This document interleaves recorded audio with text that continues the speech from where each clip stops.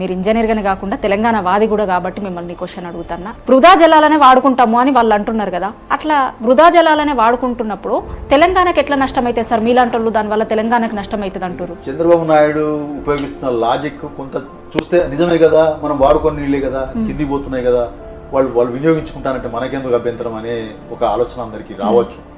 దానిలో వాస్తవం ఉంది కదా అనిపిస్తుంది. కానీ మనకి కొంచెం లోతుగా దాన్ని విశ్లేషిస్తే కనుక అది మనకు ప్రత్యక్షంగా ఏ రకంగానూ ఇబ్బంది కలిగించని విషయం అయినా కూడా మన హక్కులకు సంబంధించిన విషయంలో అది ప్రభావితం కలగజేస్తుంది.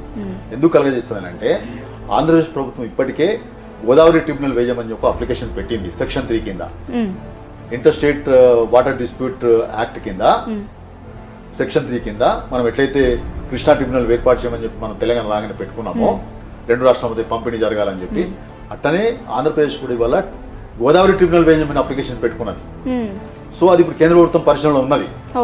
కేంద్ర ప్రభుత్వం పరిశీలిస్తున్న సమయంలో వాళ్ళు ఇప్పుడు 200 టీఎంసీల డైవర్షన్ సంబంధించిన గోదావరి డైవర్షన్ సంబంధించిన ప్రాజెక్ట్ ని గ్రౌండ్ చేసేస్తే గోదావరి ట్రిబ్యునల్ ముందర వాళ్ళు క్లెయిమ్ పెట్టుకుంటారు, మా ప్రాజెక్ట్ ఆల్రెడీ గ్రౌండ్ అయింది, మేము దాని మీద 8,000 కోట్లు ఇన్వెస్ట్మెంట్ చేసినాము, మాకు 200 టీఎంసీలు మాకు కేటాయించండి అని చెప్పి వాళ్ళు క్లెయిమ్ పెట్టుకుంటారు.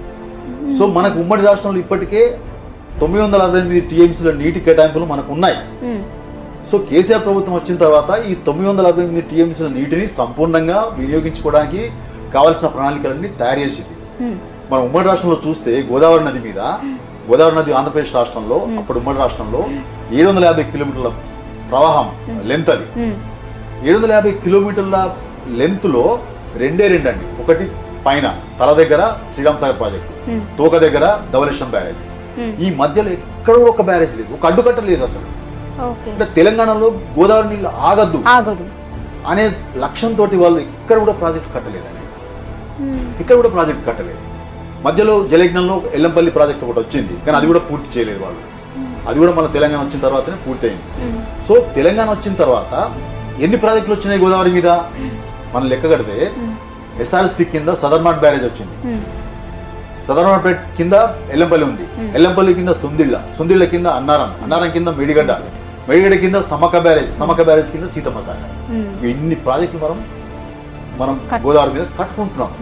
అట్లనే గోదావరి ఉపనదుల మీద ఎక్కడెక్కడైతే మనకు పెండింగ్ ప్రాజెక్టులు ఉన్నాయో, మీడియం ప్రాజెక్ట్స్ అవన్నీ కూడా పూర్తి చేసుకున్నాం. కొమరంభీం లాంటివి అవన్నీ పూర్తి చేసుకున్నాం.